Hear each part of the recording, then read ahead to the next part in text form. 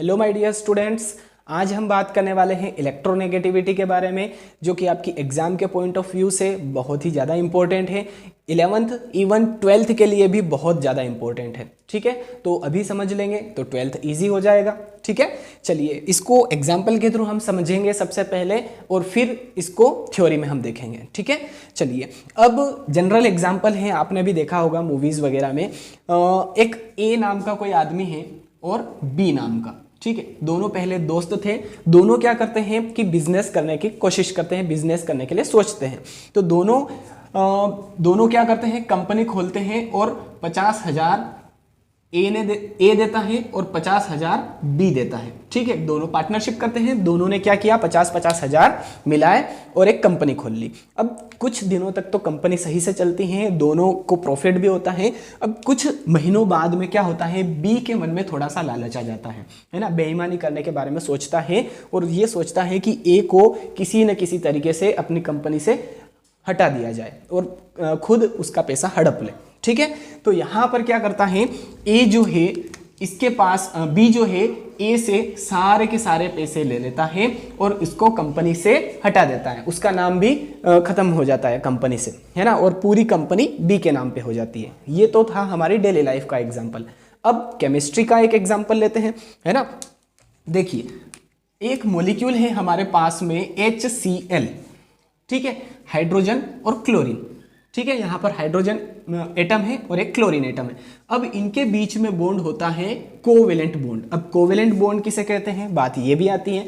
तो covalent bond का मतलब ये होता है कि एक इलेक्ट्रॉन इस हाइड्रोजन का होगा और एक इलेक्ट्रॉन इस क्लोरीन का होगा। दोनों पार्टनरशिप करते हैं। जैसे कि यहाँ पर दोनों ने 50,000 लगा करके कंपनी खोली थी। यहाँ पर इन दोनों ने एक एक इलेक्ट्रॉन लगाया। हाइड्रोजन ने बोला कि मैं अपना एक इलेक्ट्रॉन देता हूँ, क्लोरीन ने कहा कि मैं अपना एक इलेक्ट्रॉन देता हूँ, और दोनों क्या करते हैं, एक कोवेलेंट बॉन्ड का फॉर्मेशन कर लेते हैं। ठीक है, तो कुछ महीनों बाद में, है ना, जैसे कि यहां पर हुआ था कि कुछ महीनों बाद बी कंपनी का नाम अपने, कंपनी जो है वो अपने नाम पर कर लेता है और बी को भगा देता है। तो यहां पर भी क्या होता है कि जो हाइड्रोजन ने अपना एक इलेक्ट्रॉन दिया था और क्लोरीन ने एक इलेक्ट्रॉन दिया था, क्लोरीन क्या करता है कि ये जो बॉन्डेड इलेक्ट्रॉन पेयर है ये अपनी तरफ खींचने की कोशिश करता है ना, अपनी तरफ खींचने की कोशिश करता है। तो यही है इलेक्ट्रोनेगेटिविटी। जो इलेक्ट्रॉन पेयर को अट्रैक्ट करने की पावर है, टेंडेंसी है, उसी को केमिस्ट्री की लैंग्वेज में कहा जाता है इलेक्ट्रोनेगेटिविटी।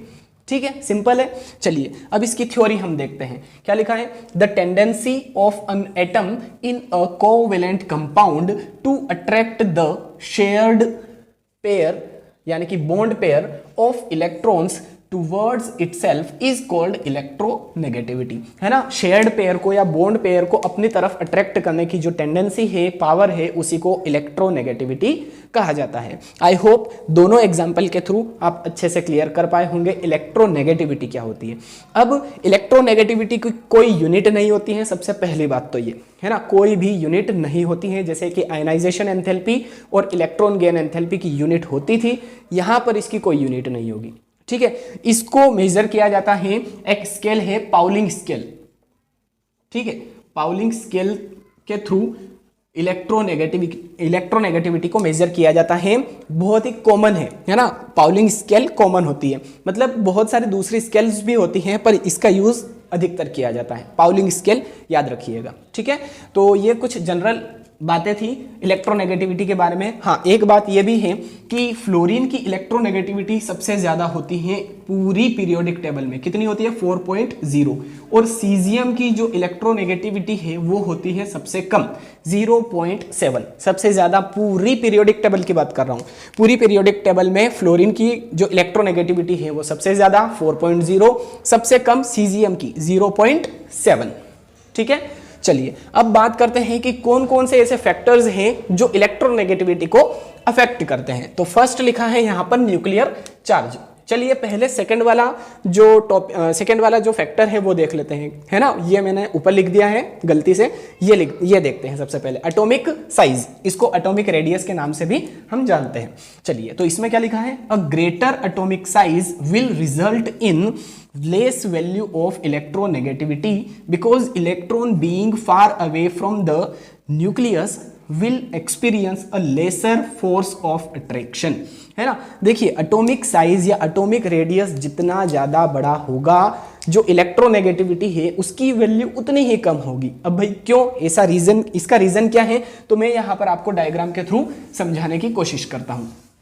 देखिए अब यहाँ पर ये तो है पॉजिटिव पार्ट एटम का, जिसको हम न्यूक्लियस कहते हैं। अब ये इसके अराउंड क्या है, शेल्स है ना, ऑर्बिट्स हैं। अब अगर यहाँ पर मान लो कि कोई इलेक्ट्रॉन है, ये आउटर मोस्ट शेल है ना, आउटर मोस्ट वैलेंस शेल कहते हैं इसको, जो सबसे बाहर होती है। तो अब न्यूक्लियस और वैलेंस शेल के बीच में जो डिस्टेंस है वो अगर ज्यादा है तो न्यूक्लियस का पावर कम हो जाएगा। और इलेक्ट्रोनेगेटिविटी किसे कहते हैं, इलेक्ट्रॉन पेयर को अपनी तरफ अट्रैक्ट करना। तो इलेक्ट्रॉन को अट्रैक्ट कौन करेगा, न्यूक्लियस, क्योंकि न्यूक्लियस में पॉजिटिव चार्ज होता है, इलेक्ट्रॉन में नेगेटिव चार्ज होता है। तो केमिस्ट्री और फिजिक्स में आपने देखा होगा कि प्लस जो है वो माइनस की तरफ अट्रैक्ट होता है ना, पॉजिटिव नेगेटिव की तरफ। तो यहां पर जो इलेक्ट्रॉन रिवॉल्व करेंगे, जो इलेक्ट्रॉन पेयर को अट्रैक्ट करेगा, तो कौन करेगा, न्यूक्लियस। तो अगर न्यूक्लियस और आउटर मोस्ट शेल के बीच का डिस्टेंस बहुत ज्यादा है तो जो न्यूक्लियस है वो उतना अच्छा अट्रैक्ट नहीं कर पाएगा इलेक्ट्रॉन पेयर को। तो इसीलिए अगर एटॉमिक साइज बड़ा है तो इलेक्ट्रोनेगेटिविटी कम होगी। ठीक है, यही लिखा है यहाँ पर। चलिए नेक्स्ट है न्यूक्लियर चार्ज। इसमें क्या लिखा, a greater value of nuclear charge will result in a greater value of electronegativity. जितनी ज़्यादा बड़ी वैल्यू होगी न्यूक्लियर चार्ज की, जितना ज़्यादा न्यूक्लियस का चार्ज होगा, इलेक्ट्रोनेगेटिविटी उतनी ही ज़्यादा होगी। अब इसका रीज़न क्या है, लिखा है because an increase in nuclear charge causes electron attraction with greater force. देखिए अब यहां पर क्या लिखा है कि अगर न्यूक्लियर चार्ज ज्यादा है तो इलेक्ट्रोनेगेटिविटी भी ज्यादा होगी, है ना। न्यूक्लियस का जो पावर है, चार्ज जो है वो अगर उसकी वैल्यू अगर हाई है तो इलेक्ट्रोनेगेटिविटी की वैल्यू भी हाई होगी। अब इलेक्ट्रोनेगेटिविटी के पॉइंट ऑफ व्यू से इसको हम समझते हैं। भाई इलेक्ट्रोनेगेटिविटी का मतलब क्या होता है, इलेक्ट्रॉन पेयर को खींचने की जो पावर है, अट्रैक्ट करने की जो पावर है, उसी को हम इलेक्ट्रोनेगेटिविटी कहते हैं। अब इलेक्ट्रॉन को अट्रैक्ट कौन करेगा, न्यूक्लियस। तो न्यूक्लियस जितना ज्यादा पावरफुल होगा, इलेक्ट्रोनेगेटिविटी उतनी ही ज्यादा हाई होगी। ये बात याद रखिएगा, ठीक है। तो न्यूक्लियर चार्ज मैं यहां पर लिख देता हूं, समराइज कर देता हूं आपको। न्यूक्लियर चार्ज के डायरेक्टली प्रोपोर्शनल होती है इलेक्ट्रोनेगेटिविटी, याद रखिएगा। न्यूक्लियर चार्ज के डायरेक्टली प्रोपोर्शनल होगी इलेक्ट्रोनेगेटिविटी, और एटॉमिक साइज के इनवर्सली प्रोपोर्शनल होगी, है ना। एटॉमिक साइज के इनवर्सली प्रोपोर्शनल होगी इलेक्ट्रोनेगेटिविटी। क्लियर है, जितना ज्यादा एटॉमिक साइज, इलेक्ट्रोनेगेटिविटी उतनी ही कम। ठीक है, स्क्रीनशॉट ले लीजिए इसका। इसके बाद में दो फैक्टर्स और पढ़ेंगे, फिर इसकी पीरियोडिसिटी देखेंगे ग्रुप्स में और पीरियड में।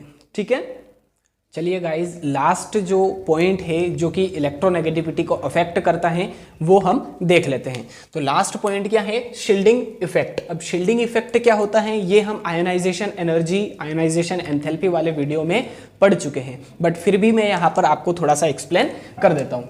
देखिए ये है पॉजिटिव पार्ट जिसको हम न्यूक्लियस कहते हैं। अब इसके अराउंड शेल्स होते हैं, ठीक है।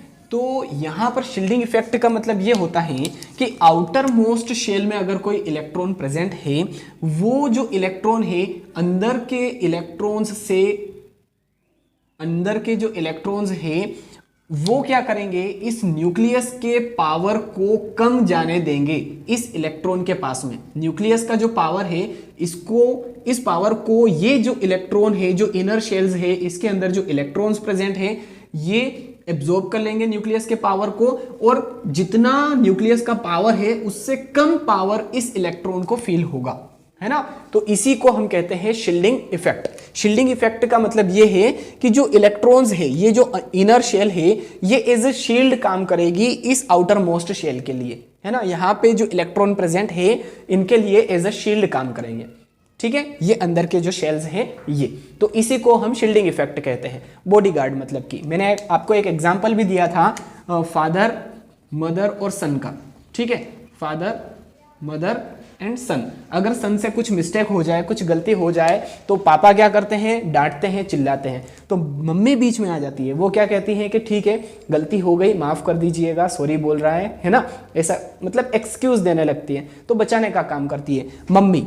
किसको बचाती है, आपको। तो यहाँ पर ये आप है, आउटर मोस्ट शेल के जो इलेक्ट्रॉन है ये आप है, और ये बीच के जो इलेक्ट्रॉन है ये है मम्मी, और न्यूक्लियस जो है ये पापा है। तो ये क्या करेंगे, ये जो न्यूक्लियस है ये इस आउटर मोस्ट शेल के इलेक्ट्रॉन को कम अट्रैक्ट करेगा, क्योंकि यहां पर ये जो अंदर वाले इलेक्ट्रॉन है ये इसकी एनर्जी को, इसकी पावर को ज्यादा एब्जॉर्ब कर लेंगे। ठीक है, तो इसी को शील्डिंग इफेक्ट कहा जाता है। तो क्या लिखा है, higher the shielding effect lower is the electronegativity. जितना ज्यादा शील्डिंग इफेक्ट होगा उतनी ही इलेक्ट्रोनेगेटिविटी कम होगी, क्योंकि न्यूक्लियस का जो पावर है, न्यूक्लियस का जो चार्ज है वो कम फील करेंगे आउटर मोस्ट के इलेक्ट्रॉन्स। बस ये रीजन है, जब शील्डिंग इफेक्ट ज्यादा होता है तो इलेक्ट्रोनेगेटिविटी कम होती है। क्लियर हुआ। चलिए नेक्स्ट है पीरियोडिसिटी। अब ग्रुप में और पीरियड में, तो फर्स्ट लिखा है इन पीरियड। पीरियड में किस तरह से वेरिएशन देखने को मिलती है इलेक्ट्रोनेगेटिविटी में, तो देख लेते हैं क्या लिखा है। On moving from left to right in a period due to decrease in atomic size and increase in nuclear charge electronegativity increases। अब जैसे जैसे हम लेफ्ट टू राइट जाते हैं, है ना, लेफ्ट टू राइट मूव करते हैं, तो इलेक्ट्रोनेगेटिविटी जो है वो क्या होगी, इंक्रीज होगी। ठीक है, इलेक्ट्रोनेगेटिविटी इंक्रीज होगी। इसका रीजन बड़ा सिंपल है, जैसे जैसे हम लेफ्ट टू राइट जाएंगे एटॉमिक साइज डिक्रीज होगा और न्यूक्लियर चार्ज इंक्रीज होगा, है ना। लिखा भी है due to decrease in atomic size, atomic size decrease हो जाएगा। क्यों हो जाएगा, क्योंकि न्यूक्लियर चार्ज बढ़ जाएगा। भाई अगर न्यूक्लियर चार्ज ज्यादा है तो आउटर मोस्ट शेल जो है इसको श्रिंक कर देगा, मतलब इसको खींचेगा अपनी तरफ, जिससे एटम का साइज क्या हो जाएगा, कम हो जाएगा, तो एटॉमिक रेडियस भी कम हो जाएगी। तो अगर एटॉमिक रेडियस या एटॉमिक साइज डिक्रीज हो रही है और न्यूक्लियर चार्ज इंक्रीज हो रहा है लेफ्ट टू राइट जाते हुए, तो इलेक्ट्रोनेगेटिविटी इंक्रीज हो जाएगी। क्लियर है। चलिए नेक्स्ट है इन ग्रुप। ग्रुप में किस तरह से वेरिएशन शो करेगी इलेक्ट्रोनेगेटिविटी, तो क्या लिखा है, on moving from top to bottom in a group with the increase in atomic size electronegativity decreases. जैसे जैसे हम टॉप टू बॉटम, है ना, ऊपर से नीचे आते हैं ग्रुप में, तो इलेक्ट्रोनेगेटिविटी डिक्रीज हो जाती है। अब डिक्रीज क्यों होगी,